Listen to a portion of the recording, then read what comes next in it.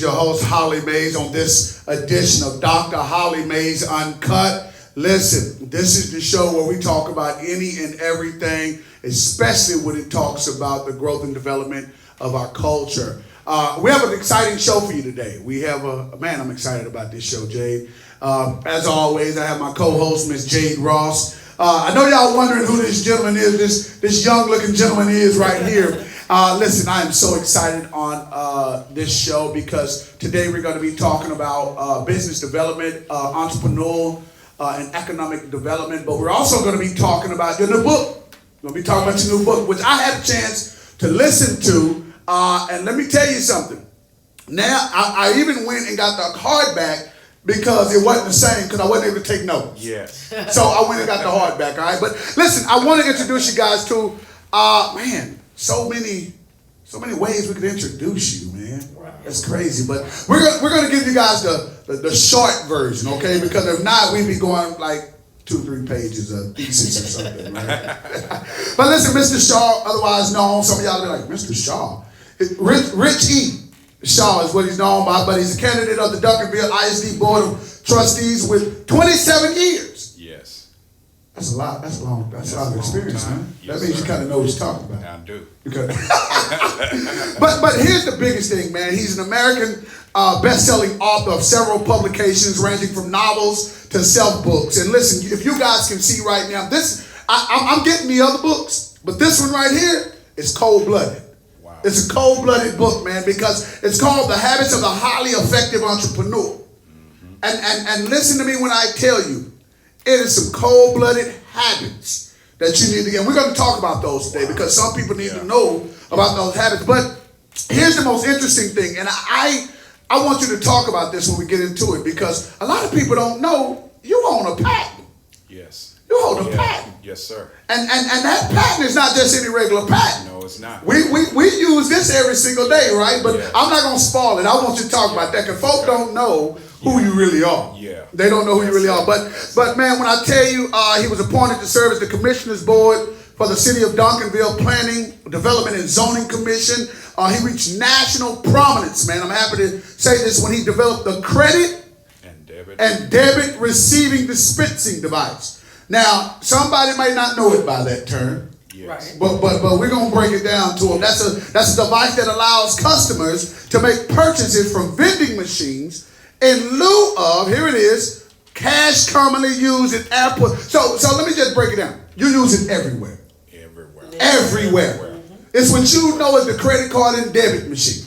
Yes. I'm telling you, this is the patent. I need y'all to look at him now.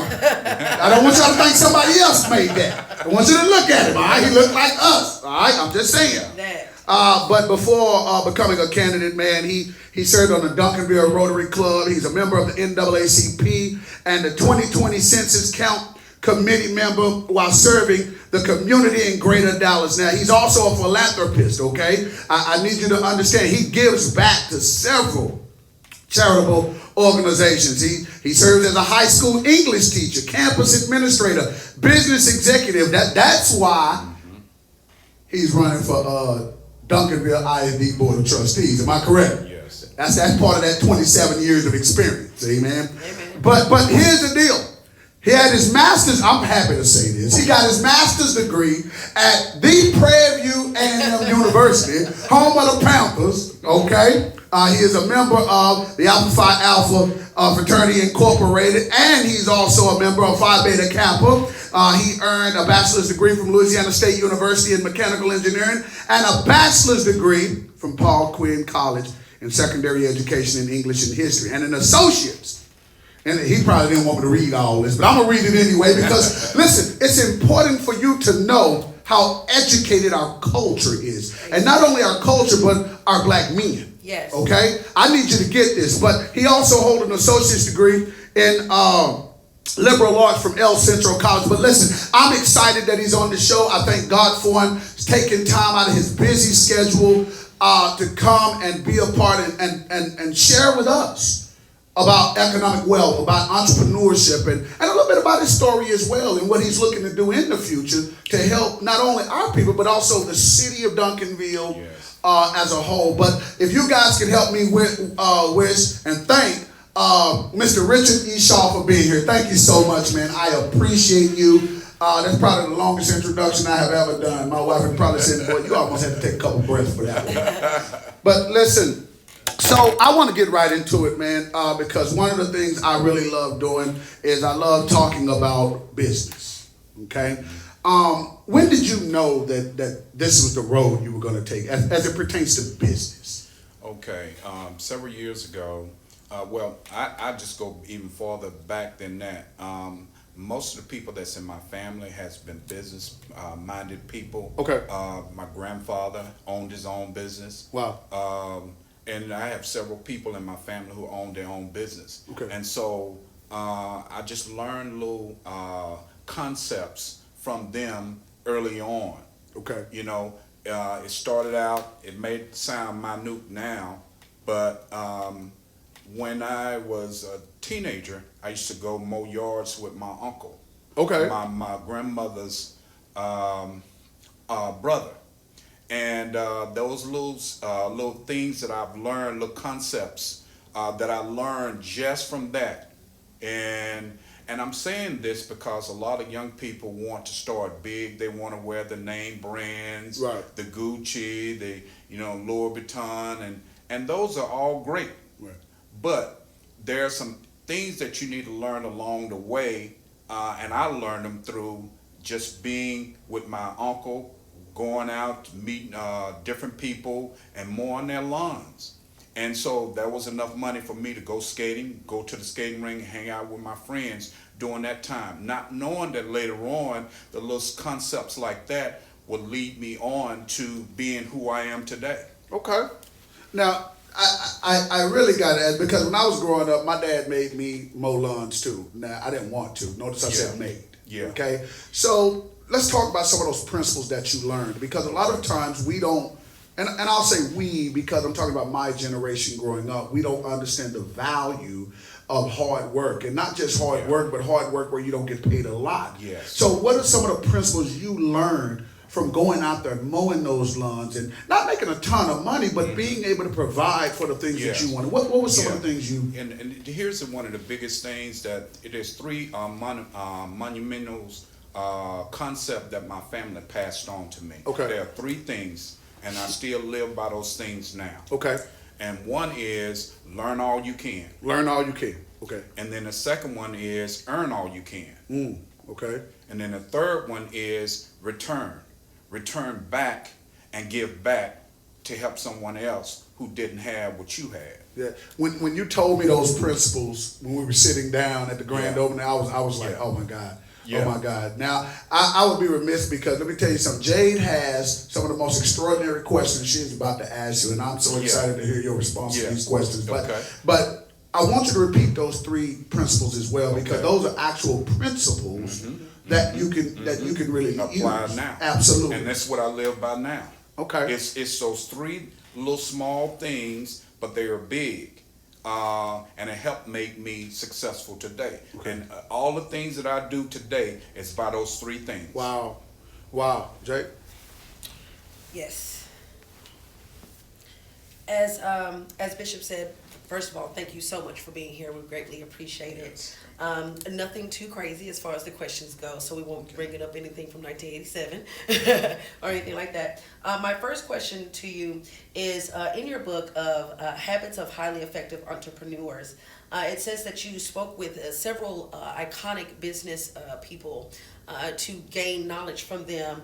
And what I wanted to ask you is, out of all those conversations that you had, if you could just give me two that stand out in your mind and why they stand out, why those two particular conversations stand out. Tyler Perry. Okay. That was one of the most iconic people that I really look up to. That's really imparted something special to me. He might not remember me, but I remember him. I remember the conversation because I wrote it down. Right. And one of the things that stood out to me, is don't wait for anyone to green light your opportunities. Good point. I like that. You know, and That's good. that stayed with me, and And right now, I live by that. I don't sit and wait on someone else To give you validation. to validate me Right. or to validate what I'm doing. I just do it. And it led me on the path of some of the things that I do now. So I don't waste a lot of my time. I don't waste a lot of my time with people with nonsense. I get about the business of what I feel that I'm put on this earth to do.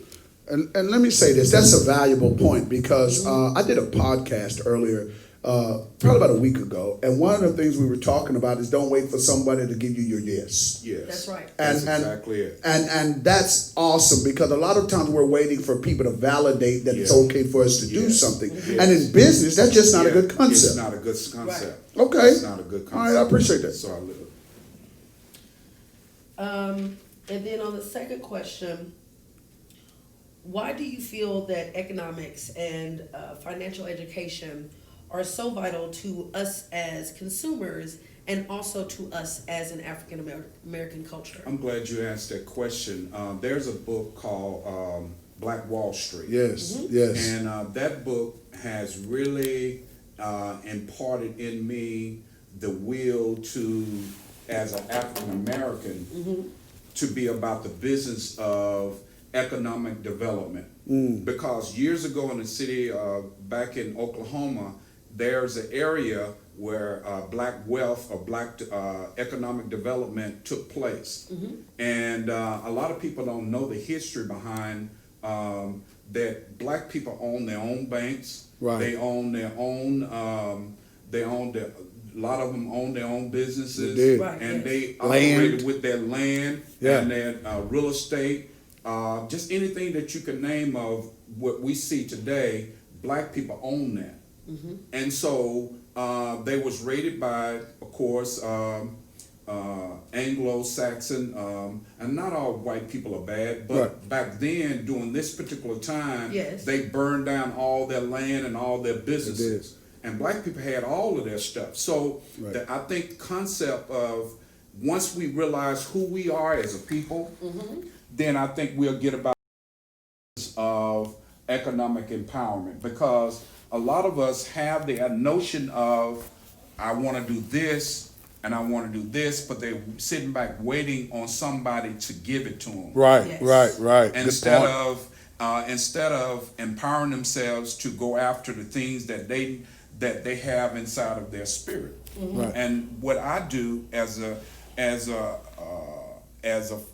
author, business owner, entrepreneur, if you will, what I do is I don't let too many things slide past my mind I know that's right. without acting on it. And so what I do is I write down anything that I feel like I call it like a download. The other night I was sitting and I woke up in the middle of the night, and a lot of times I get ideas in the middle of the night, and I don't sleep very often. A lot of the ideas that I have, I spent writing them down in the middle of the night. It may be 12, maybe 2 o'clock. Every night I wake up in between 1 and 2 o'clock in the morning. And during that time, I have what we call a download, if you will. Okay. That download is, I believe that God is instilling in me what it is that He wants me to carry out. Wow, okay. And so I get there and I write those ideas down. Like now, I got a new book that I'm working on now, and it's you'll see it in the coming future. It's called Leading Without Being in Charge. Leading without being, wow, okay. And that's the name of my new book that's coming out. It's that I'm working on now behind the scenes. It's not here. And there's a couple of inventions that I'm working on now. So it's not too many ideas that roll past my mind that I don't act on. Right. And so we as a people, if we want to go the distance, if we want to see change that we want to see, that we're waiting on someone else to empower us to do, we're going to have to change that habit. Right.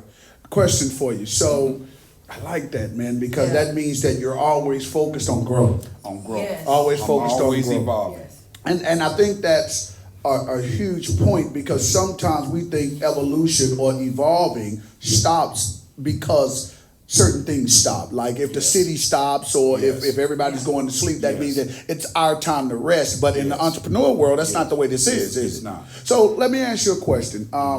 How do you, along the way, were people negative towards you? Did they say, "Hey, you're not, that's silly," or that's not going to work? Or and if so, how did you deal with that? What did you do to overcome You know, and that's a good question.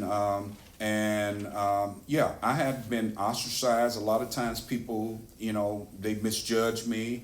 And even when I was in school, growing up, and even now as an adult, and I believe that God hid me in plain sight. I like that. And He I like hid me that. in plain Yeah, that's sight. good. So other people, they saw me, but they didn't know what He was doing through me. Right.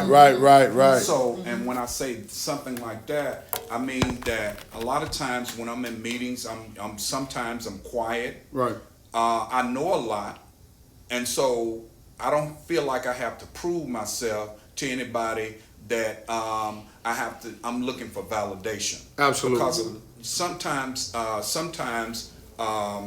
we can get caught up into you have to co-sign who I am, or because sometimes people, they misjudge you because of the way you dress, Right. the way you carry yourself. Right. Yes. I've always been that way. People that's been knowing me a long time know that I've been a well-dresser all my life. I've been like that all my life. Right. I've been a creative person all my life. I've been doing that. Right. It's just that it's just that I'm just new to them. Right. Right. Wow. But the people that's been knowing me a long time, they see me. I've been doing that. Wow. And so now it's just God just put me on steroids. Right. So He elevates me. He's elevated me because I've been mistreated by people and people that didn't even know me, because they have this persona or perception of who they think I am. Right. And really, I'm really a God-fearing guy. Right. And I'm just doing normal things. All I'm doing is doing things that I feel that God has put in my spirit to do. Okay. And once I learned to start living life on purpose, that's all I do is live life on purpose. Wow. I don't waste a lot of time with nonsense. I just go on and just do what I feel like He has instilled within me to do. And once I start getting it, once I start realizing it, and I just start doing it. Wow. And then all these other things just start manifesting as a result of that. But I've been like that all my life. So I just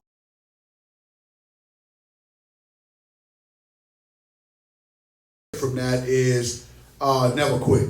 Never quit. Never quit, because Never quit. as an entrepreneur, and you and agree with me, disagree with me on this, but as an entrepreneur, you're kind of a little odd.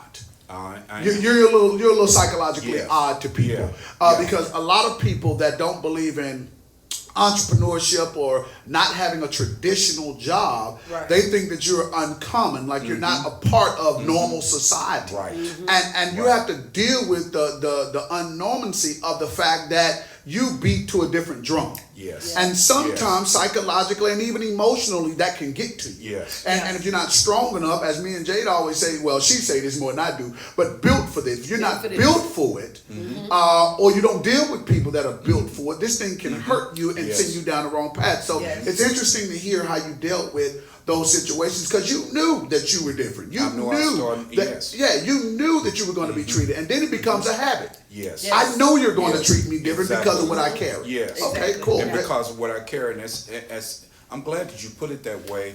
And I started going in seclusion. I don't really hang around a lot of people Feel you on that. because I'm really kind of to myself a lot. Okay. And as a result of that, I get a lot of things done that I'm doing now. Okay.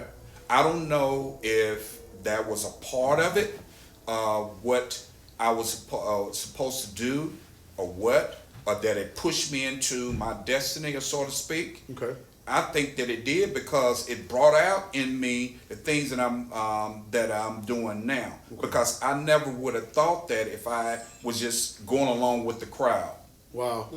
And I just never been that kind of person that's been in the in crowd. I never had. And once I started realizing who I am, Right. and what I'm here for, I just started doing it. I didn't worry about approval. That's huge. That's huge.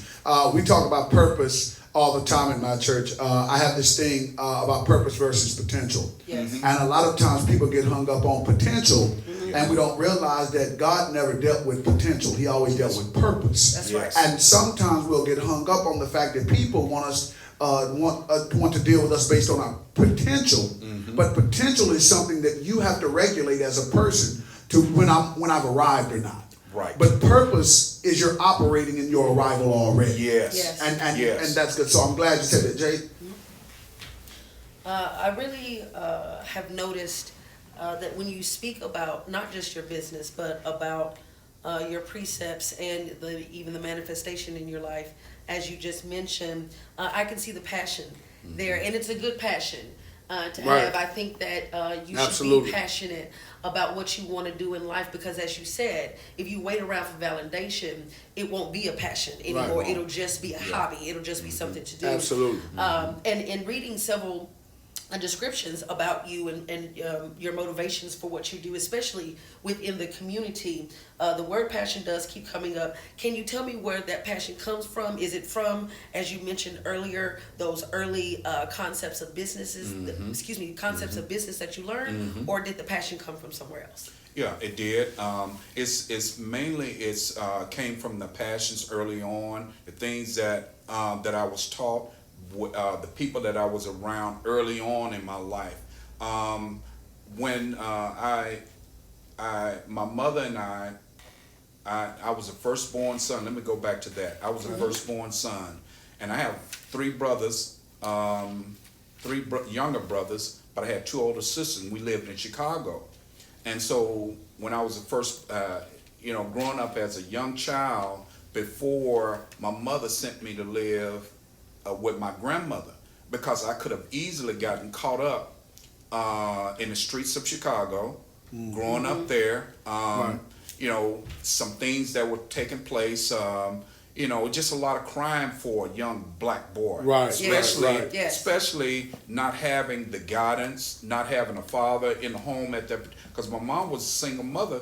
And so it was hard growing up. So my mom, to get me away from the dangers, she sent me to live with my grandmother. And so my grandmother gave me structure. Yes. Okay. She gave me structure. I like that. And I'm mentioning these early on years, and rather than where I am now, but those early years set the foundation. Right. It set the foundation. It set the foundation early on for me. And so when I went to live with my grandmother, she was stern. She worked 2 jobs, but my grandmother worked at a university. University of, it was called Northeast Louisiana University at the time when I was there, but it eventually evolved into the University of Louisiana at Monroe. So my grandmother, just seeing my grandmother in leadership, she had 35 employees, and my grandmother was in charge of all of these people. And so at times I would go and watch her at work, and I'll see how she would carry on with the people, and the people that worked for her, they really loved her. Wow. And they really respected her and stuff.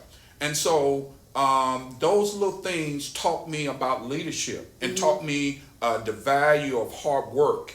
Early on, I was on the football team early on in my life, and those little things taught me about discipline, self-discipline, how to have self-control, and so and I'm saying all of those things because it positioned me to be able to carry on different leadership roles without being in different kind of odd situations, because those little lessons that I learned early on in my life. And so when I said that, my grandmother, she's gone on to glory now, but she never got a chance to see me successful. Right. My mother never got a chance to see me successful. I feel you on that. I was in college when they passed, and so I never did that. So I mentioned a lot of them in my books Right. giving thanks back to them because of the lessons that I learned early on. Those things taught me a lot about who I am as an individual. And so passion, I promised my mom when she passed away, before she passed, and I was in college and I went back to the funeral and everything, and before she passed, I talked to her and I told her, I said, Mom, you never have to worry about me. You'll never have, because your son is going to be successful, and I'm going to do some of the things that that's going to really make you proud. I'm going to be a generational breaker. Wow. Oh, I love I like that. I I'm like gonna that. be a generation. A generational breaker. I told Yes. my mom that I'm going to be a history maker and a generational breaker. That's the kind of son that I am, and you'll see. And then this one lady later on, I was assistant principal. I say several years ago. A lady didn't even know me, and she saw me. And she was the dean of instruction. She came, she walked up to me and she said, "Sir, I don't know who you are, but people gonna be reading about you." Mind you, I had no books. I was just coming on a job, Right. And She prophesied to you, and basically. she told me that. She said, "Sir, people gonna be reading about you. You're going to be well known." She's and I'm spoken like, to your life. she's spoken to my life. Wow. I never knew that would ultimately happen, but it did. That was several years ago. Wow. Lady has spoken to my life. And so those things drove me to learn how to live on purpose. Wow. Those purposes led me to live with passion. Passion, something to live for, that I have something to live for and do with my life, as opposed to just being a person that is just walking around here, just breathing air. Yes. So I heard so many different principles in there. I really did. I'm kind of, I guess, I'm looking at the fact that you started young, paying, and I'm gonna say this because I didn't do this real well. One thing I didn't do was pay attention to those people around me that were Yes, active right. in my life. Yes. And you said a key point. You said my grandmother used to work at a university, and she had employees, and she was their boss, and you watched her operate as a leader. So you took some of the principles Yes. that she showed you early on, and you Yes. stored them. I stored them. And one of the things, because I really want to get in your book in just a second, but one of the things I know that a lot of entrepreneurs have a problem with, because I know me personally, I had a problem with it, was recalling some of the early principles that could have kept me from making mistakes early on. Yes. And you Yes. did that. That's Yes. why you Yes. could say to yourself, Yeah. "Hey, Mom, I'm going to be somebody because Yeah. I have enough stored up principles in me Yes. Already. to where all Yeah. I got to do is just unlock it, and it's just going Yes. to pour out." Yes. And that doesn't mean that you don't do bad things. It don't mean you haven't had Yeah. your fair share of some situations. Yes. But That's true. when you have something to lean on, Yes. and one of the Yes. things we want to make sure that entrepreneurs know is that, listen, one of the best things about being an entrepreneur is being able to get information from everywhere, anybody, in every situation, All pay attention to resources. 'em. and pay attention to them, and then here's the implement them. Yes. Implement Yes. them. Okay. Execution. For those that are just joining us, listen, we're talking with Richard E. Shaw, entrepreneur, author, philanthropist, patent holder, businessman, government worker. We got to throw that in there. Educator. I mean, Yes. and we are just having an awesome time talking about principles of entrepreneurship, economic development. But listen, I want to get into this book, man. Now, forgive me because I've only read one. Don't get mad at me. He done written 4, right? Yes. 4. And they still coming. And they still coming. Okay, give them your latest book. Yeah. The latest book that I'm writing that's out now is called Passionaire. Passionaire. And then the one that I'm writing now is called Leading Without Being in Charge. Wow, that's a sermon right there. It I'm just is. saying. Hey, if you is. if you see that on Sunday, I apologize. Don't say All right, nothing. I'll put the check for you. I got you, man. I got you. But listen, let's talk about habits of the highly effective entrepreneur. Talk to me about that. What? Well, yeah, I'm glad you mentioned that. habits is routines that we do on a regular basis. Okay. Yes. And then those routines can make you or break you. Right. A success, if you want to lead, if you want to learn to be successful by what you do, your routines, this book is for you. Okay. Okay. And one of the things that I mentioned in this book, and I got passionate about what started all of this, is when I was in college.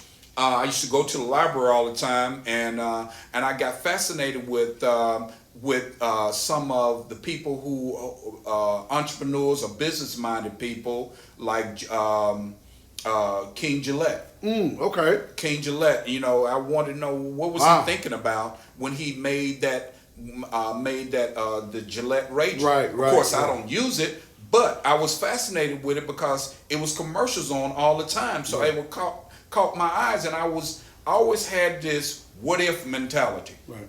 What if mentality sparked in me to come up with ideas. What if I did this? What if I did that? What if I come up with this? Right. What would be the response? Right. And so I started writing, had a little journal. I just started writing things down on anything that I can write down. When I started writing books, I was writing. When I've been in a restaurant, I write on napkin. When a thought comes to my mind, as I stated earlier, I don't let things just roll past my mind. Absolutely. I write it down because it's intentional. Okay. And once I start doing that, ideas just start coming to me all the time. So I always have an idea. Okay. I always have an idea, but what I do is like now I have in my bag I have a notebook that I keep and I make notes on. Okay. And so I started doing it early on. A notebook. I started doing it on a regular basis, and I started coming up, started researching these different business people. Walton, the Walmart. Right. I did a little piece on him. Bob Johnson. Billionaire. In this book, Oprah Winfrey is in the book. Tyler Perry is in the book. Mark Zuckerberg is in the book. Okay. So I have a lot of iconic people, but I also talk about their humble beginnings. Right. How they started, what made them, because I wanted to know what made them tick. And I noticed when I was doing research on these people, I noticed that they all had something in common. Right. And so I started coming up, even though they didn't tell you the habit, I just came up with their ideas. Right. So I noticed that they all have what they touch into their intuition. Okay. They follow their intuition. Right. So that's in chapter 1. It talks about you're following your intuition. Right. And I just wrote it down. And I started outlining. The ideas start coming from there. And then I started talking about customer service. So often that you go into stores, when you go into stores, and I pay attention to the customer service. And then of course, I have one of my cars is a Mercedes. So I went to, so I would often go to the Mercedes dealership, and I noticed how they treated you well. Absolutely. Yes, they do. I said, and that's why you see a lot of Mercedes-Benz driving around here, because it's the service that they give. Good point. Yes. Good point. It's the service that they give. It's nothing like any other service that you could possibly, that I've experienced. They give the best. Right. And so I wrote it, and I made that one of my habits is customer service. Good. Yes. That's in chapter 2. It talks about customer service because we all can learn something from customer service. How you treat people can remember. People can remember how you made them feel longer than how you treated them. Absolutely. That's a good point. So you set a good impression on them. So I always speak to everybody whenever I'm going somewhere. I don't care if it's at work. A lot of times people don't speak. Right. Sometimes they don't speak. I'm okay with that. at first I was offended, Right. because the way I grew up. It was the way I grew up in a little small town called Monroe, Louisiana. And those things that early on that I learned to speak to everybody. Right. You know, have a conversation, have a smile, and have something good to say to them. You know, every time I would meet somebody. And those are things that I learned early on in my life. And so as I became an adult, I just been doing what I've been doing all the time. I got to ask you because before we take a quick break, you know, when I was growing up, my mother used to tell me when you walk in the room, you better speak. You can't speak. Yeah. Exactly. You know, so when you was growing up, and sometimes I think those little small principles are left out of the home, and that's why you have so many people, and I'm not going to blame it just on millennials, even baby boomers, Generation X, that really don't have a customer service mentality. So I really appreciate that. Real quickly, guys, we're going to take a quick break, and we're going to come back with more of Richard Shaw, if you don't mind hanging with us. Yes. Okay, cool. And I'm sure Jay got more questions. I certainly got more questions, but we're going to talk more about his book, Habits of the Highly Effective Entrepreneur, when we get back.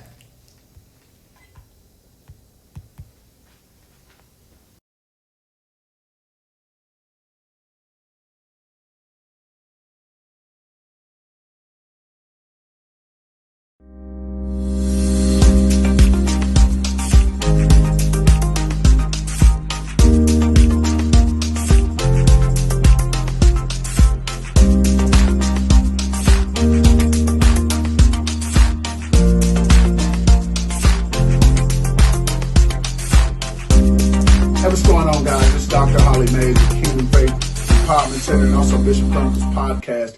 Hey, guys, we want to thank you from the bottom of our heart, man, for being a great supporter of our show. Man, I've heard your comments, man. I've seen your text messages, and you guys are just so inspirational. But now I want to reach out to all the businesses that have been hitting me up. Listen, we have a sponsorship program for you. For as little as $30 a week, listen, we will give you a spotlight. We will make sure that you can come on the show and showcase your product. We want to help you grow. We want to help you get to the next level. So we want to make sure that we provide programs and packages that not only are economical, but they also allow our show and your business to build a relationship and also be able to go to the next level together. So listen, continue to support the show, continue to send your comments, continue to uplift Christ wherever you go. Make sure you guys are subscribing to our YouTube channel, and please make sure you're following us on Instagram and Facebook. But more than anything, if you are a business and you have a project, if you are a music entrepreneur, if you are an artist and you have an event or you have a project that you're getting ready to do, if you are a ministry and you have an event that you're getting ready to showcase, listen, we want to help you. We want to build you up and we want to grow with you. Let us work for you, okay? But once again, we thank you. We love you. And on behalf of Bishop Chronicles Podcast, listen, God bless you. And listen, we look forward to working with you guys. I'm out of here, guys.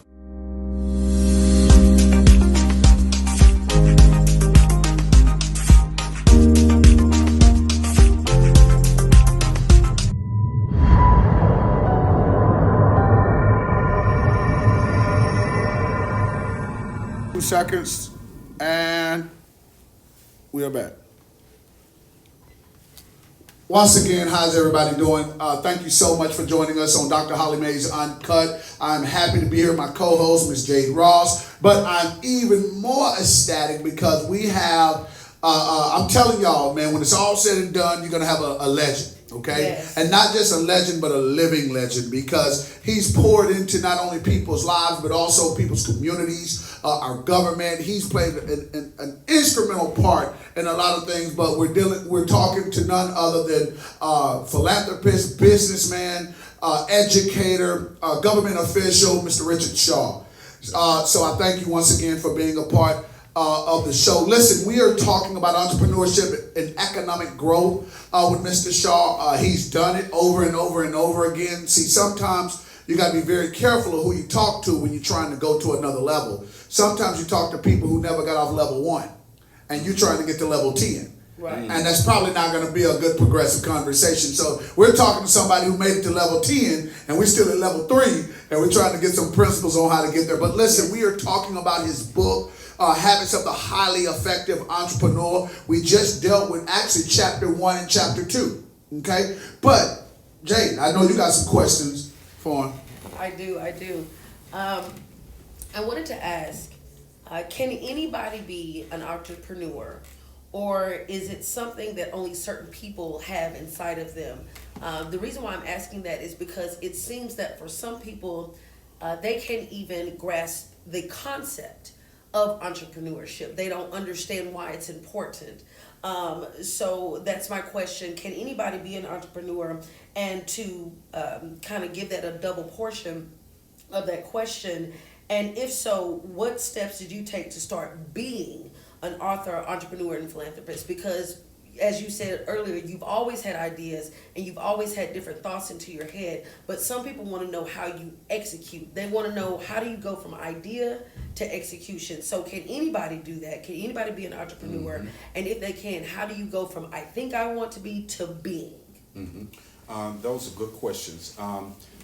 What I started doing, it goes back to the principle that I told you earlier, those three things. Learn all you can. Yes. So find out what it is that you're naturally gifted in. Naturally That's gifted. good. Mm-hmm. You know, find out something that you're passionate about, it drives you. Now, let's go back to what I said, that things that you naturally do. Yes. Things that you were born to do, things that you naturally do without anybody having to probe you to do it. Right. It's just things that you just naturally gifted at, and you might not pay attention to it, and that's why you have to sit and meditate and think about some of the things that you naturally do easily. You know, you might be a person that get along with people, you get along with people well, so you want to channel your energy, your entrepreneurship around interacting with people. Right. You want to, you want to channel that around, because it's nothing wrong with, like my daughter. I'm gonna give you an example. My daughter is a brilliant kid, and growing up, she would always ask me questions. Daddy, how is this? What can I do to do this? And I went, of course, we have our little walks in the community, and we just talk about just anything, just whatever she wanted to talk about. Right. And so she asked me, Dad, what can I do to do such and such? So I just told her, I explained it to her. You need to do this if you want to get this result. Yeah. And so my daughter grew up with the business-minded kind of person. She always wanted to own her own business. I said, okay, it's nothing wrong with owning your own business, but you need to learn something. You need to go to school and learn those principles and things, because learning gives you options. It gives you options. Going to school, it gives you options. Okay? Say, for example, you may have to work for somebody in the beginning. And you might have to start and learn all you can there, and then branch out into owning your own business. Now, let's go back to what I mentioned earlier about learning all you can. Find out what it is that you naturally do. You know, is it do you do hair naturally? You know, is that something that you're gifted at, you're passionate about? I would say nurture that. Identify it, identify it, and then nurture it. And whatever it is that you naturally do, just nurture it. Learn from people who are actually doing what that you are trying to do, and then ask them questions. Okay, what do I need to do to get started? Okay. You know, ask questions. Go to YouTube, learn, learning. That falls under the umbrella of learning all you can about what it is that you think you want to do. Because entrepreneurship can easily fall through the cracks. And while a lot of people don't make it into entrepreneur realm, is because they give up before the idea comes to fruition. Wow, that's good. I like that. They give up too quickly. That's when entrepreneurship is going to weed out the makers. Right. Okay. From like the that. seekers. Mm-hmm. Because people are dreamers, but they are not dream makers. Wow. You know, you can dream up some things. You can fantasize. Okay, this is what I want to do in my mind, but and when it comes down to test, okay, because the law of the universe is going to test you to see see if you really want what it is that you think you want in your mind. Right. That's why you see entrepreneur people, you see people who work on jobs, and you see people who are entrepreneurs. Entrepreneurs people are people that's willing to take risk. Right. Are you a person that's willing to take that risk? I like that. I like that. You know, if you're not a person that's willing to take a risk, then entrepreneurship is not for you. Because then and it's okay. Once you know yourself, you got to know yourself. Look within yourself. Okay, I'm willing to spend $9,000 or $10,000 on a patent. I see. Right. Are you willing to take? Because some people say, I got an idea. I want to make this come to fruition. Okay. Well, I'm gonna just tell you, patents are not cheap. No, they're not. No. At the bottom level, it starts around $10,000. Wow. Not a lot of people know about patent prices. I'm glad you're saying that. Patent is and it's expensive. It will drain you. Right. And if you're not a person so you have to be the type of person that I want to see it come alive. Right. I see. To see the idea come to fruition. Okay. The people that's in this book are people that wanted to see their idea come into fruition. They saw it through. They saw it through. Right. And so if you're not the kind of person that want to see your idea through, that means that you're going to wake up at night and you're going to be thinking about it. You're going to be thinking about ways that you can improve it. Think of ways that you can back it financially. Because you might have to work on your job until you get your idea out there. That may be your seed money. I like that you're saying that could be the seed money, because I think, especially in our culture, we grow up with get a job, working 25 years, get your gold pen, go home. You know, you know, and in our culture, when we do have that odd duck or the person that comes and says, well, I don't want to work for the school system or whatever for 25 years, I want to do my own thing. Sometimes the support isn't there. So did you find, outside of your grandmother, as you've gone on over the years, have you found support from surprising resources or surprising people over time? No. And here's the thing. I didn't find a lot of support from people. And then I had to learn. Once I got it in my mind, it's the lesson that I learned from Tyler Perry. Right. Once I got that in my mind, I just started doing it. I started flourishing. Right. I stopped worrying about if somebody is going to give me the money to back it. And I stopped talking to people that don't have it. That's a good key. Stop talking to people that don't have it. That's yeah. Center your attention around people that have it, that have the resources, have the monetary means, and go after those people. But the presentation is all about, it has to be superb. Right. And so I'm the type of person, I'm an excellence kind of person. Everything that I do, it has to be top of the line. Right. I never do anything if it's not top of the line. So if I don't have top of the line money, I just don't do it. Wow. Good point. Wow. I just don't do it. I gotta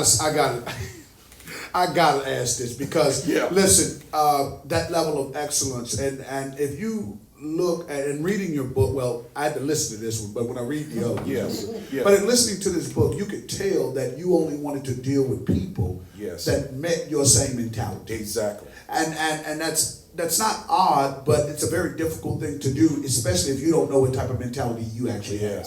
Yes. And that's an awesome concept, because a lot of times, and I think I preached on this the other day, a lot of times we deal with low-level people, but we're trying to do high-level stuff. You did, yes. And the problem with that is unfortunately some low-level people are comfortable with low-level. Yes. And while you're trying to get to high level, and you're in transition to go from low level to high level, they want to keep you where you are, and it's very important that you get in touch with people that are trying to either get to the level you're trying to get to, on the level you're trying to get to, or at least support the level that you're trying to get to. And it seems like you did that very well. You knew who to stay away from, you knew who to come in contact with, but more than anything, you knew who you were. Yes. You knew who you were. I know that's one of the things that I do. I write down, I do a fact check on myself. I'm always constantly trying to improve myself. That's good. So one of the most important things, and I mention this in the book, is surround yourself with the right people. Right, Yes. Surround yourself. That's so important when you're trying to do something worthwhile, that's groundbreaking. right. You know, everybody's not going to see it. So if you're looking for people to validate them, you have to understand that God didn't give it to them. He gave it to you. Right. Good so point, when you understand that concept, that this is my idea, some people will get it, and I call those people that know how to finish my sentence. Okay. So I start surrounding myself with people that know how to finish my sentence. Wow. And so, in other words, if I have an idea, I'm trying to communicate. I'm gonna give you an example. Like if I'm weak in the area of drawing CAD drawing. If I'm weak in that area, why should I spend my time focusing on that? Right.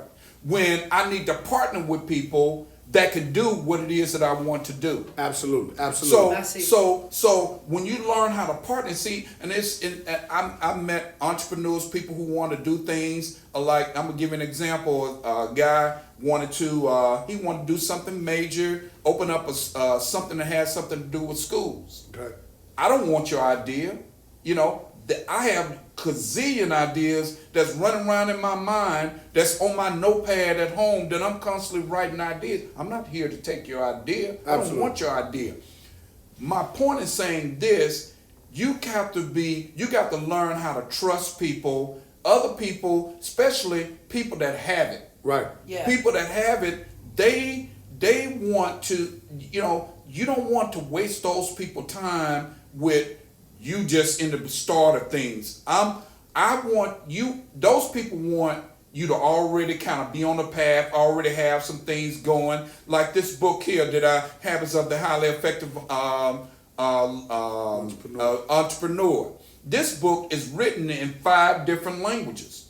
Wow. 5 different languages. So it's sold all over the world. So I'm here, but that book is sold all over the world. And still selling. While I'm sitting here, that book is still making money. Wow. And while you can focus on other, I can focus on other things. Mm-hmm. Wow. So that book is sold worldwide in 5 different languages. So, and man needs some great principles, man. I know. Because a lot of time, man, even me as an entrepreneur, you said something that just caught my eye. You said deal with people that have it. Mm-hmm. And a lot of times we deal with folks that want it, but they don't have it. Exactly, and their mentality is that way. Absolutely, and that could really stump the growth of a business. That's really a good idea. Yeah, it is. But because you're dealing with people that just don't have it, to push it or to at least mentor it. Yes. Because we didn't talk about mentorship. Yes.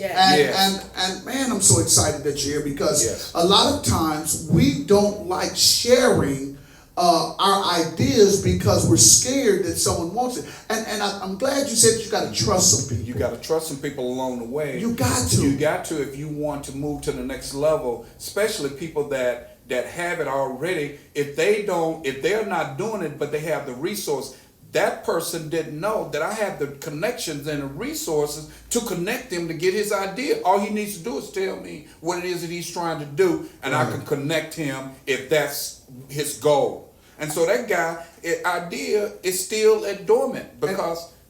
And here's the crazy thing, Mr. Shaw, and I'm going to say this because it needs to be said, and somebody needs to hear this. If you've had an idea for so long, and it's still as an idea, there's no goals, there's no process, there's no door that you're walking through, you need to change some things up. Yes. You need to change up some things, whether it's your mentality, whether it's your connections, you need to change some things up because a lot of times, I'm going to ask this question, I know Jay got a question, is becoming a millionaire hard? Yeah, once your first million. Tell the truth. I'm gonna just be honest with you. It is. It's hard the first time, but it's the principles that you learned along the way, and reason why it takes so long. It's the lessons that you learn along the way. Right. Okay. So you learn how to be a millionaire the first time, the next million will be even easier because you already know what it took to get there. Right. So it's surrounding yourself with people that can do things that you can't do. Okay. And understanding that and being okay with that. Right. So I learned that lesson. From Bishop Jakes, and one of the things that I did years ago, I sold into the Potter's house. I had $1,000 in my pocket. It was all I had in my pocket at the time, and it was many years ago. This went around the time when Bishop first came here. He had a program called Hand Me Another Brick. Right. And so Wow. what it is, that gave people the opportunity to invest inside of the church. And so I bought two bricks. And so the first brick I had was just $1,000. So I gave that $1,000. I didn't look back. And so many years later, it's the ideas that I had in my mind, it just started coming. Right. They just started coming out of nowhere. The creativity that I already had inside of me that was asleep. Wow. They just started manifesting. So I learned the art of giving early. Wow. I learned the art of giving. So when you start giving, God is obligated. The law of the universe, it's a law. The law of reciprocity. When you learn that gift of giving, Right. the universe is obligated to turn it back and give it back to you.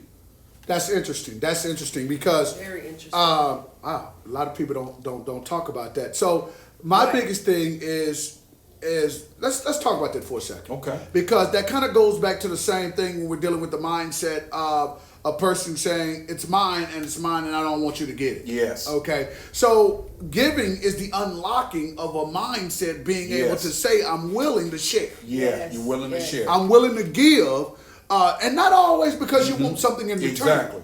Not always because you want. And as an entrepreneur, you hear about all entrepreneurs becoming philanthropists. They Yes. really know. do They become big understand. givers. They understand what I'm talking about. And they understand. So that's a commonality. It is. That's a principle. You It can is a write principle. that down It's a and say, principle. wait, hold on. If I want to become a better entrepreneur or businessman or businesswoman and go to another level, I have to learn how to release some of the things that Yes. that God has given me.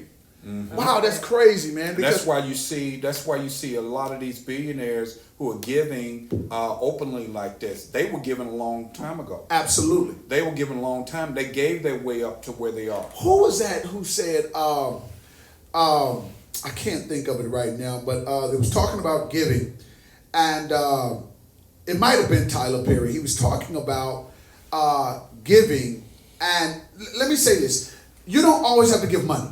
No, you don't. You give your time. You can give your time, You can give your time. and Thank he you for talked making about that qualification. right. He Yeah. talked about the value of time because right now you're giving your time, you know, and I think that's more valuable. It is. Than any amount of dollars you could give because these are things for those that really want to know Yes. that they could take right down. That's why I value the fact that you were writing notes. I get that because those notes can become principles. And those principles can become implementations Yes. of daily habits that you can now do and get in the habit of doing. And now you have now developed yourself as the same way that you have done to where now I'm a walking dictionary, I'm a walking library, I'm a wealth of information. And you can become a millionaire. Let me say this, you can become a millionaire just in the value of the time that you spend educating people. Yes. That time can be worth $1 million Yes. as value. So I don't want to get away from the show without talking about upcoming election.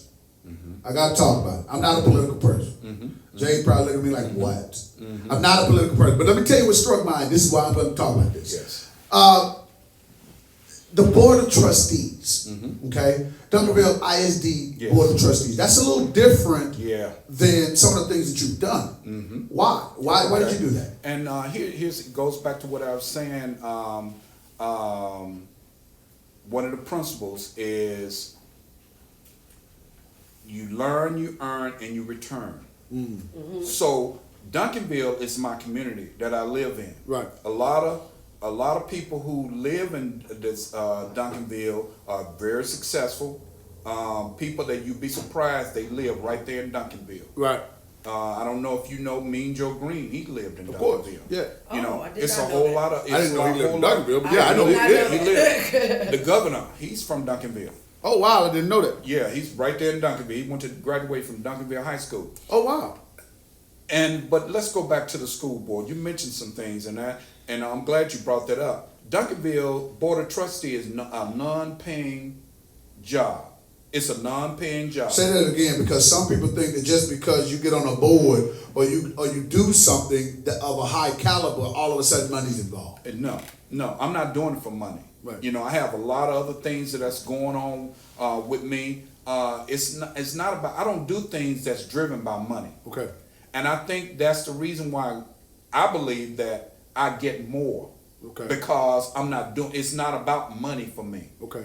It's about making a difference. Okay. I'm getting on the board. I'm running for this election to make a difference in the lives of somebody else. Okay. The return will come to me in some other kind of way. It may come in monetary terms. It may come in somebody helping me along the way. I don't know. Right. I'm just doing what I feel like God had put in my spirit. I was minding my own business. I got a lot of other stuff going on. Right. But He right. put it in my spirit to do it, and I just acted on it. And so I've learned to live my life on purpose. Wow. I don't live my life on just sporadically just doing something. I don't just do it for that reason. Now, the Board of Trustee, that's a form of me giving back. Okay. Okay? I can't be a part of something without doing something extra. Right. Right. So if I'm working on a job, I do extra. Okay. Okay? I'm not looking for validation, but it helps. That's just the nature, human nature. Everybody wants some sort of notoriety for something that Of they've course. done. That's Yeah. just human nature. Absolutely. Even God is like that. He inhabits praise. Absolutely. So that's a human commonality. But I'm going on to this board. I'm trying to get elected. I want to get elected because I'm trying to make a difference in the lives of so many young people. Now, if you go into the school system, it's 48% African American. Right. That's a large number. It is. Then the other half, Hispanic. It's around the same number, 48% of Hispanic. And then you look at Anglo, it's only 2%. Wow. I didn't know that. Duncanville is not all white like it used to be. Right. Okay. It's not. It's a lot of African Americans that are living in Duncanville, and so the board should reflect what the community. schools look. Right. It should reflect that. Absolutely. But in our exactly it should look like what's in the schools, but it's not. Right. It's right. disproportionate in that regards, and that needs to change. Well, right now we're going to take a real quick break before we come back to the last half of the show. But when we come back, I really want to finish talking about your thoughts about, fixing the school system, some improvements you think that we could have to help those families, those communities, and the students become better. But I also want to get into some final thoughts because I got some questions from my Twitter feed that some people would love to ask you about entrepreneurship, okay? Okay. So listen, we're going to be back with Richard Shaw again, but right after this commercial break, you guys stay tuned. Don't go anywhere.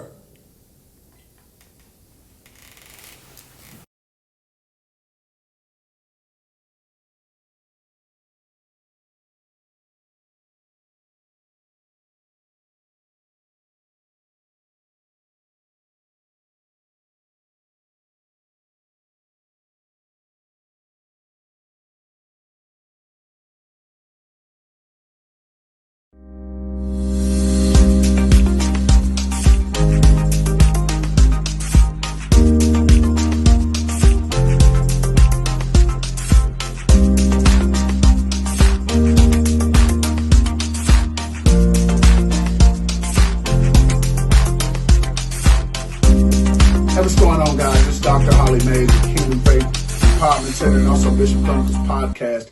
Hey guys, we want to thank you from the bottom of our heart, man, for being a great supporter of our show. Man, I've heard your comments, man. I've seen your text messages, and you guys are just so inspirational. But now I want to reach out to all the businesses that have been hitting me up. Listen, we have a sponsorship program for you for as little as $30 a week. Listen, we will give you a spotlight. We will make sure that you can come on the show and showcase your product. We want to help you grow. We want to help you get to the next level. So we want to make sure that we provide programs and packages that not only are economical, but they also allow our show and your business to build a relationship and also be able to go to the next level together. So listen, continue to support the show, continue to send your comments, continue to uplift Christ wherever you go. Make sure you guys are subscribing to our YouTube channel, and please make sure you are following us on Instagram and Facebook. But more than anything, if you are a business and you have a project, if you are a music entrepreneur, if you are an artist and you have an event or you have a project that you're getting ready to do, if you are a ministry and you have an event that you're getting ready to showcase, listen, we want to help you. We want to build you up and we want to grow with you. Let us work for you, okay? But once again, we thank you. We love you. And on behalf of Bishop Chronicles Podcast, listen, God bless you. And listen, we look forward to working with you guys. I'm out of here, guys.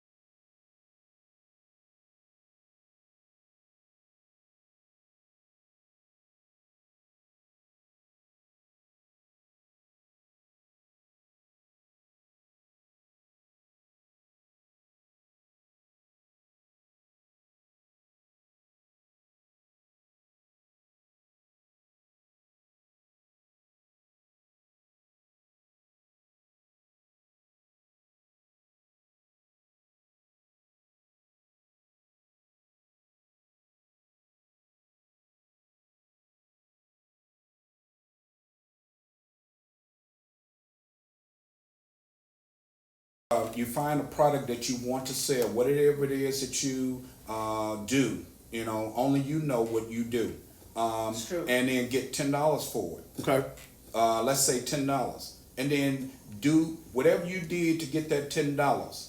Do that again, Good point. and do that and keep reproducing that $10, and then pretty soon when you get up to $10,000 or $100,000, you know, you might want to get some help because to reach a new level. And it goes back to what I was saying, those partnerships. Partner with people that can do things, that enjoy doing what you that you do, don't like to do, or don't know how to do. You partner with people. Stop being afraid of partnering with people. Everybody that you partner with don't want anything from you. Some Absolutely. people just want to see you make it. Because I have people on my campaign right now, you know, that's working with me. They don't ask me for money. You know, Right. they just say, okay, if I want to offer them some, they say, no, Shaw, I just want to see you make it.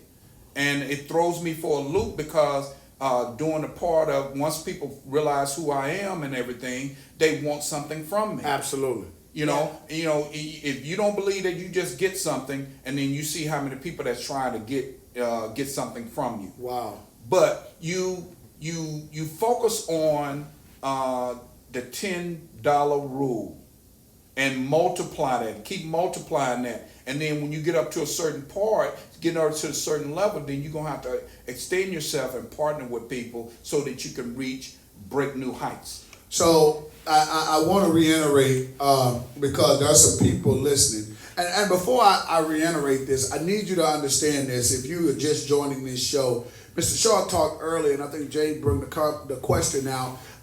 You have to make sure that your mindset is changed before you try to do this. You can't say, I'm going to get $10, but then I'm going to use the $10 to go put gas in the car. Exactly. Okay? I like that you're saying that. Right. Yeah, You got to have a vision. You got to have a goal. You got to be, and I get it. Some of us do not have the financial capabilities. We don't have the backing to start this, but I'm glad you used 10 and not 100. And you said, hey, just get 10, because most of us, we can get $10. You can get $10. Yeah. Okay, but the problem is the consistency, the continuation of the 10, and we always find something else. I'm guilty. Find something else to do with that little $10 because it's just $10. It's just $10. You know, so I'm so glad, but I don't want to overshadow that. I got to get back to this campaign, man. Okay. I got to get back to this campaign because there's some. Duncanville, I got some listeners in Duncanville that are really saying, okay, I know Mr. Shaw, you know, I knew he was on the commission's board, I knew he did some great things, but if you are talking to them and you're saying, hey, listen, I need you guys to go vote, tell them when to go vote, and also tell them why they should vote for you. Okay. The election had got moved back to November. Okay. An early election is October the 19th through the 30th. Okay. Okay, so you want to take advantage of the early voting because you don't know what the lines were going to be, how it's going to turn out. So early voting is an opportunity to go on pretty much on any day during that timeline. And then, of course, the election is November the 3rd. So we don't want to miss that. So often we complain about people that's in charge, but nobody's voting. Right. Voting is your opportunity to voice your concerns right there. That's your concern. Right. You know, some of the things that's everybody knows about it. You know, with the presidential election. You know, that's everybody's up in the protests and everybody's out. But keep that same passion, that same energy when it's time to vote, because that's when you really going to see change. You vote the people in that can bring about, that can be the voice of your concern. Right. I have the motto called that I use for my campaign: our community, our district, and our voice. And I believe that I'm the voice of my community. I believe that I'm the voice of our people, because if our people is going to be counted, so to speak, in things that we're trying to do or want to do, they need to put people in that can move them closer to where they're trying to do. Not someone that's just rubber stamping. Right. You know, I have 27 years of education, so I know a lot of things. I haven't always been a teacher. Right. I've been other things too. A lot of people don't know that, but I have. I have a lot of people that's been knowing me a long time. They know those things about me. So I have a lot of experience. I have a lot of know-how, and I have a lot of connection with the city, the Dallas County, as well as Duncanville. So I'm influential in the city of Duncanville, as well as Dallas-Fort Worth community. So I get a lot of things done. I just don't do it in locally, but I help people throughout the country. For example, we had a tornado back in that happened in my hometown. A lot of those people, I can't help everybody. But I know some people that can help them. Right. So what I do is I make some phone calls on their behalf, on behalf of my hometown, to make changes to get them the help that they need. Right. So that's one of the things that I do. I just don't just do it locally. I do it abroad too, to help people throughout the country. Well, listen, I appreciate you. I'm glad so much that we need to hear that. Yes. And one of the things I heard you say that a lot of, and I don't want to put this on politicians, but a lot of people that are running for office don't say, is that, listen, I'm doing this because I have a passion, and you said it was a calling. Mm-hmm. It's a calling. It's a calling. And he told me this when we were sitting over on the other side. He said, I'm doing it because it's a calling. Because I asked him, what made you want to do this? Why? You know, you're dealing with all these people, got attitude problems and bringing their concerns. And he said, because it was a calling. And he said, I don't need money. It wasn't about money. It wasn't about, I did it because That's what I was called to do, and I appreciate that. We need people in office that were called to do it. It has nothing to do with monetary gain or trying to be the big man on campus. It's all about what can I do to serve. Servitude needs to be in our government. It really does. So I'm praying for you. I know that we're going to be some great things that's going to happen. Now, I got to go to my Twitter feed because we're almost out of time, and I want to handle some questions that some potential entrepreneurs wanted to ask you. Okay. And they want the man. I want to ask some of these questions myself. I didn't even want to give him credit at first. Oh wow! But Jay from Minnesota asks. He says, if you don't have any money but you have an idea, where do you start? That's a good question.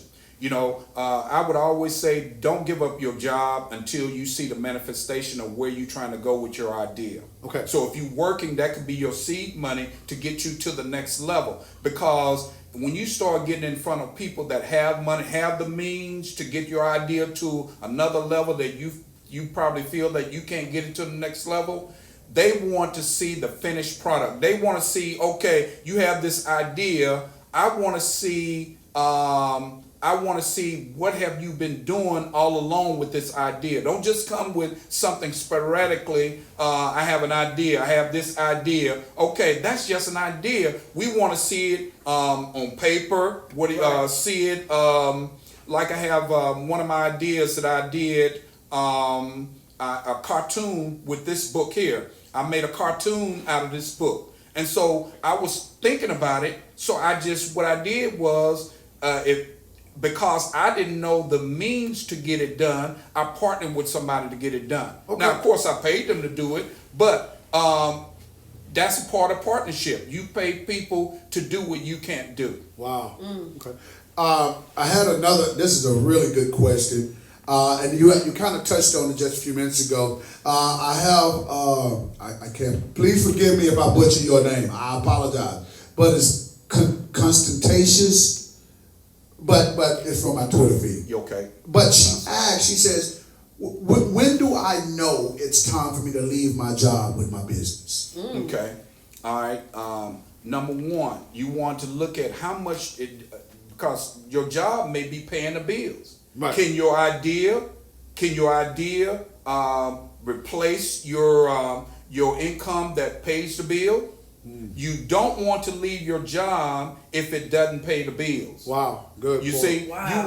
you want to be in a position where it not only pays the bills but have the overflow of it, so that you can use those funds to do what it is that you want to do. That's extra, because you're going to need seed money. Right. You don't want to spend your bill money to finance your idea. You want to have money, extra money. Wow. To be able to get your idea off, get it on paper, see a physical copy. You want to see a physical copy because people who have it, they want to see physical. They want to see it manifest. Right.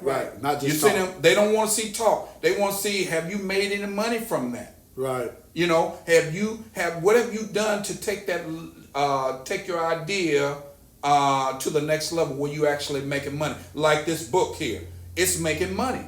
I funded it. Right. I not only wrote it, and the parts that I couldn't do, I partnered with people to do it. Right. And now it's sold worldwide. Wow. In 5 different languages. Wow. You see, now I can go to the drawing board. I can go I can go to sit down at the table with the big guys and say, okay, this is my idea, and this is what I've done. How can you help me to take it to the next level? You have leverage. You have now leverage and value. I have leverage and value. Wow. And so for people who have an idea, you want to have leverage when you go there. Okay. The next one, this is going to be our last question. The next one is how important is credit? Credit is very, very. I'm so happy that you asked that question, and that's one of the things. It's so important because what your money can't do, credit can do. Wow. So you want to work on your credit. If you have bad credit, no one is going to lend anybody any money if you have bad credit, because your credit is a reflection of who you are. Wow. So I like that. It's a reflection of who you are. It's what's in black and white, what you don't say. Wow. So nobody That's wants, good. nobody wants to partner with people who doesn't take care of business. So you want to work on your credit. If you can do it, you can work on your credit. Set up a payment plan, whatever you can. Keep it off your credit. Keep all the negative marks off your credit. And like, for example, real estate is one of the biggest things, and so you're going to need credit if you don't have the money. Oftentimes people, that's one of the things of what I mentioned earlier, of where entrepreneurs, they give up because there are some things that's going to cause them to give up. For example, credit, not having good credit, because nobody's going to lend you any money. Right. So if you don't have a stack of money that's saved, you're not a good saver of, then you need to have good credit. And good credit is going to get you the approval, maybe buy your first house, and then you take that first house, maybe you want to lease it out, and you move somewhere else, and you lease that out. And so your credit is so important, because you need, you're going to need the interest rate to be in your favor, because if you have a high interest rate, it's going to eat up all of your not only your money, but it's going to eat up your extra money. So right. You want to clear up your credit so you can be in the driver's seat to be able to go to the next level. Listen, I am man, those some great principles, man. Yes, very much. Those some great principles. And I'm gonna ask this only because I saw it on my Twitter feed, but I want to know as well. If someone was looking to get in contact with you for mentorship and be able to ask questions, how will they be able to do it? All right, you can go to, it's a number of ways you can reach me. You can go to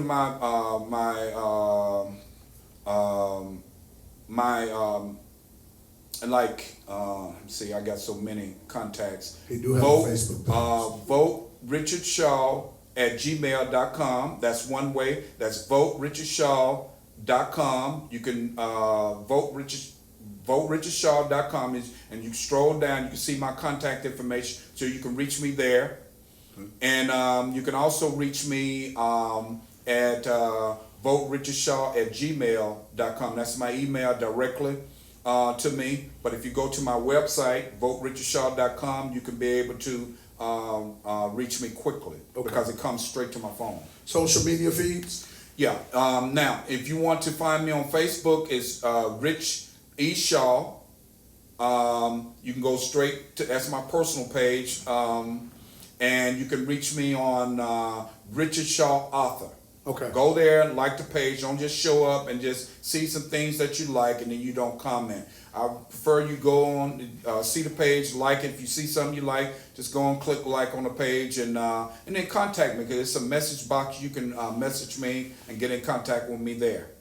Well, listen, man, I appreciate you so much, man, for taking the time. I know I've been enlightened, and I'm going to be hitting you up because, man, listen, I think these principles are so valuable. And let me say this, not just in the African American culture, but just in America, period. I think everyone could utilize these principles, no matter what race, what color, or culture you come from. But I thank you so much, man, for dropping those. Yes. That's what I call diamonds. I don't even call those jewels. I'm specific in the jewel. It's the diamonds that you just dropped. Because sometimes colleges don't teach that. No, I don't. They don't teach that. No. And it's people like yourself that are available to allow people to get the education outside of college that they need to get that extra level, that extra boost. Jade, as always, thank you so much for joining me on this show. Listen, and thank you guys for joining me on this show. Listen, final thought is this, man. Listen, if you have an opportunity or an idea to become an entrepreneur, listen, don't wait on it. Don't sit on it. Yeah. You jump out there and you do it, but make sure that your mindset is ready. Make sure that you have a vision, and make sure that you do whatever you need to do to make that vision come true. Don't worry about what people say. Don't worry about how people look. Don't even worry about what it looks like right now, because remember, your vision is bigger than just what's going on right now. But until next week, man, we ask you guys to uplift Christ wherever you go. Remember to make the rest of your day the best of your day. We love you guys. We are out. Peace.